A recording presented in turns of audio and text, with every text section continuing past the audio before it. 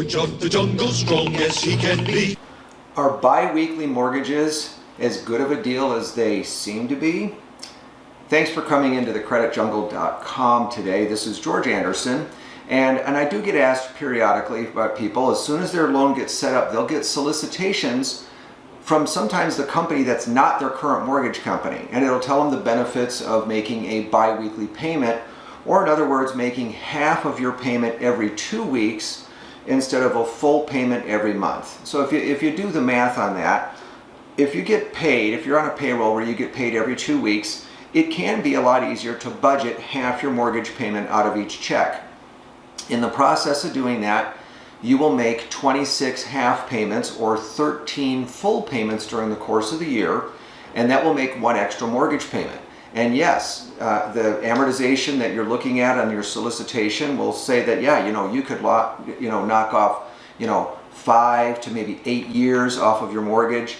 It actually depends a little bit on what your interest rate is. The higher your interest rate, the faster that it will accelerate the payoff of your loan. But the thing that you need to understand is that there's two things. Mortgage reporting only goes on 30-day cycles.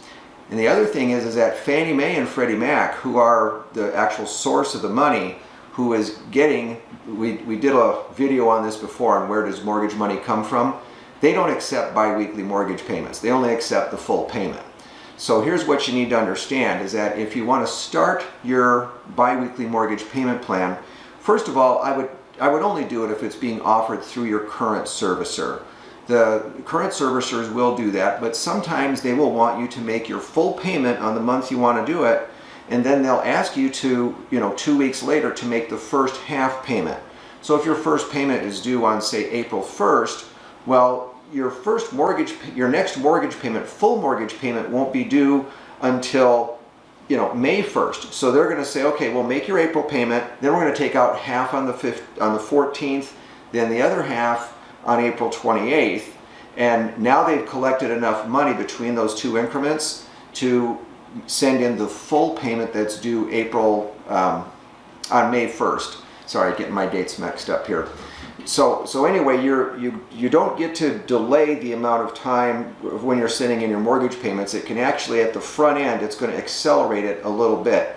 And if your current lender offers that service, then go ahead. But just beware that if there's a setup fee for it, or if there's any kind of a monthly transaction fee, it's not going to be worth it.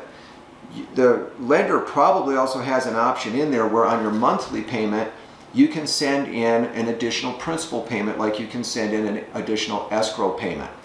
On there, you can just take whatever your payment is. If your payment is $1,200 a month or $2,400 now that we're in the inflation cycle that we're in with housing prices and interest rates going up, $2,400 payment, you can just send in 1/12 of that every month, an extra $200, and during the course of the year, you will have made 13 full payments. You'll have made that one extra payment, and it's the exact same result as if you were making bi-weekly payments, because again, remember that 13th payment, whether you're sending $200 a month or if you're sending $1,200 every 2 weeks, that extra payment's not going to get posted until the end of the year.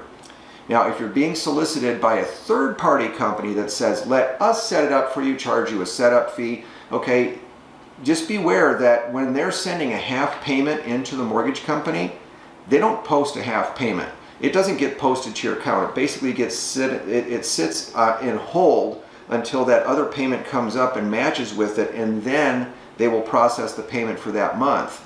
You need to be careful that you don't inadvertently shoot yourself in the foot with a late payment.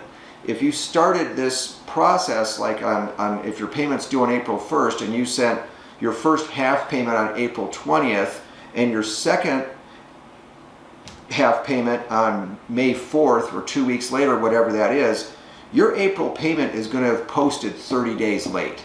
The mortgage company is not going to give you credit for posting half of your payment on the month that it was due. The full amount needs to be received on the month that it was due.